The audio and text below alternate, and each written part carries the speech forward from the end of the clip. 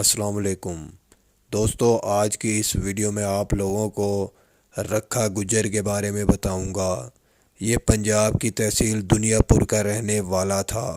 یہ motor cycle mechanic تھا جس نے جرائم کا آغاز تب کیا جب پولیس نے اس پر 6 جھوٹے مقدمات درج کر کے اسے 2 سال تک بے گناہ جیل میں بند کیے رکھا۔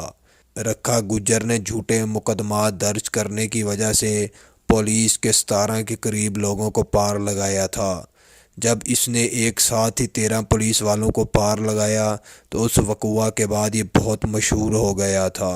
پنجاب کے بڑے بڑے اشتہاری رکھا گجر کے ساتھ ملنے کی تمنا کیا کرتے تھے۔ آپ لوگوں کو بتاتا چلوں، بعد میں اس کی دشمنی چودھری عاطف گروپ کے ساتھ شروع ہوئی تھی۔ اس پر تقریباً 400 سے زائد مختلف نوعیت کے مقدمات درج تھے، جن میں زیادہ تر دفعہ 301 اور دفعہ 302 کے مقدمات شامل تھے۔ اس نے پنجاب کی تاریخ کی سب سے بڑی بینک ڈکیتی بھی کی تھی، جس میں اس نے 4 کروڑ روپے لوٹا تھا۔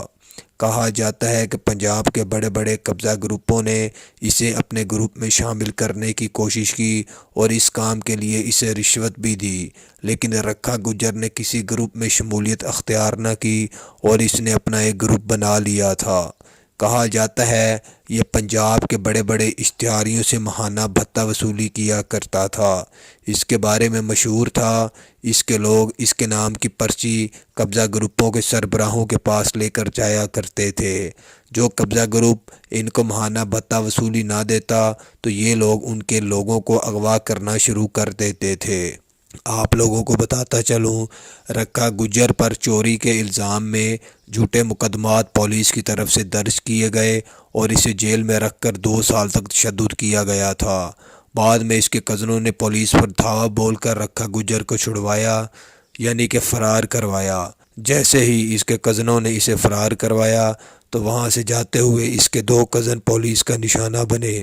اس وقوع کے بعد یہ 3 سال تک مفرور رہا اور اس نے سندھ کے علاقے گھوٹکی میں پناہ لی ہوئی تھی، جہاں اس کی بہت بڑے بڑے اشتہاریوں سے ملاقات ہوئی اور بعد میں یہ دوستی میں تبدیل ہو گئی۔ کہا جاتا ہے اس نے بھیس بدل کر کئی بار پنجاب کا دورہ کیا۔ اسی عرصہ کے دوران اس نے کچھ سیاسی لوگوں کے ساتھ تعلقات بھی قائم کیے۔ ان تعلقات کی بنا پر اس نے جیلوں سے مختلف اشتہاریوں کو نکلوایا۔ اس نے تقریباً 42 کے قریب اشتہاریوں کو جیل سے نکلوایا تھا۔ جیل سے نکلوانے کے بعد اس نے اپنا ایک گروپ بنا لیا تھا۔